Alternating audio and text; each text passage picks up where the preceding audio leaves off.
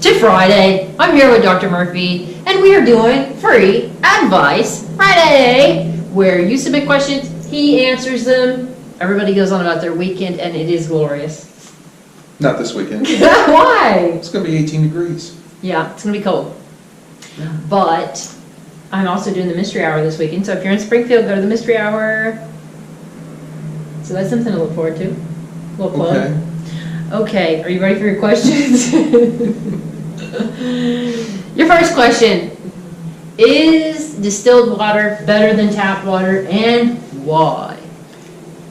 You really shouldn't drink distilled water. I mean, that's used for irons and stuff you don't want the calcium to be built up in. But it doesn't have any minerals, and so it's very pure water. It's a little bit different than tap from a, they call it osmolality and osmolarity, the, I guess, weight of it. And overall, tap water is actually better for you if it's filtered and purified than distilled water. Really? Yep. So you said you shouldn't have very much of it. Is it? Well, I wouldn't recommend drinking it at all. It's not poisonous, and it can have some harmful effects actually if you drink too much. Really? What? Well, you lose your calcium and all the because other it's giving trace you minerals that are in the tap water. Okay. Mm-hmm. Yeah. Yeah. That's So all. I guess if you're doing distilled water. I don't know why you'd want to. Yeah, because babies drink it. Okay. So.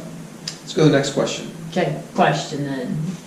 Your next question is this. Is it true that your brain is more active at night than it is any other time of day?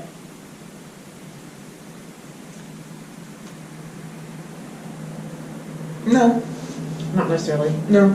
It's just also doing things while you sleep. Well, you didn't say sleep. You said night. No, well, okay. So you can sleep? Maybe. Actually, probably the time your brain is the least active is about right when you're about ready to fall asleep. When it's least active? Mm-hmm. Really? When you're just sitting there kind of not thinking of anything and about ready to go to sleep, that's when it's Is that what least happens active. to you when you go to sleep? Because when I go to sleep, that's when my brain is on fire. It's like, oh, here's everything you should stress about. And then I lay awake for an hour until finally I'm so stressed I fall asleep. Well, Michelle, there's a lot of things about you that are a medical conundrum. Okay, let's poll the audience, the 3 people watching this, Yeah. and Which say, is 3 too many. yeah, seriously, I think this just happens all the time to people. It's like, you just like, your mind lights up. Mine doesn't. Well, congratulations. Thank you.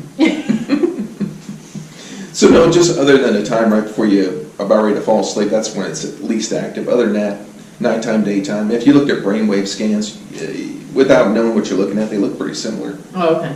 So So your brain just does what it does. Mhm. It doesn't really turn off. yeah, It's like a 24-hour Walmart. I don't know what the point of the question is, but there's your answer. Just want to know, is it Oh. true that it's more active at night? No. Okay. All right. The next question. What do you know about bleach inhalation? How do you get it? What should you do if you think you have it? Bleach inhalation. Well, bleach inhalation is actually chlorine. It's chlorine gas, and I think that's what they actually used in World War I. It's called mustard gas. Oh, really? Mhm. That's what it is? Yes, I believe so. I think so. I'm pretty sure about that one.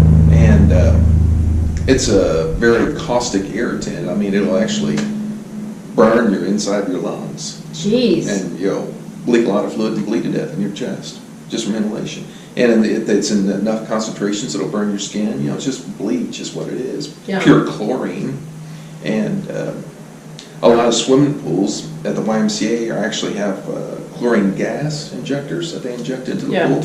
Sometimes those systems malfunction and get a big spurt of chlorine gas. It'll make all the kids sick. But Jeez. they do pretty well. I mean, They're fine. It's not. Yeah. It's not so concentrated that it's gonna kill you. Yeah, but if you inhale enough, the damage is irreversible and you could die of it. Really? Mhm. So you shouldn't clean with bleach? No, your bleach is diluted. Just don't be Like sniffing it. well, Clorox. I mean, your nose is so sensitive to bleach. It would tell you when you're inhaling too much. It'll burn. Okay. So you're probably not gonna get bleach inhalation issues. Yeah, not from using it out of a bottle, no. Okay. Well, I think, where are we on time? I think that's pretty good. What do you think? We answered 3 questions. Do you want to do another one, or you think that's pretty Yeah, good? let's do another one. We're moving along. Okay, so someone said, I have bright red swollen feet. What could that mean? Your feet are hot?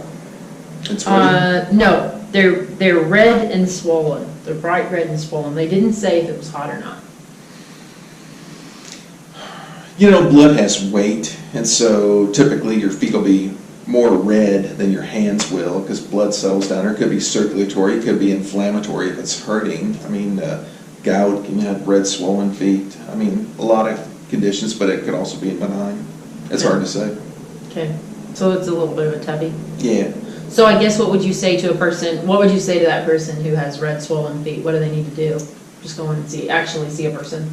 If it was you, I'd have you cut off your feet. Yeah.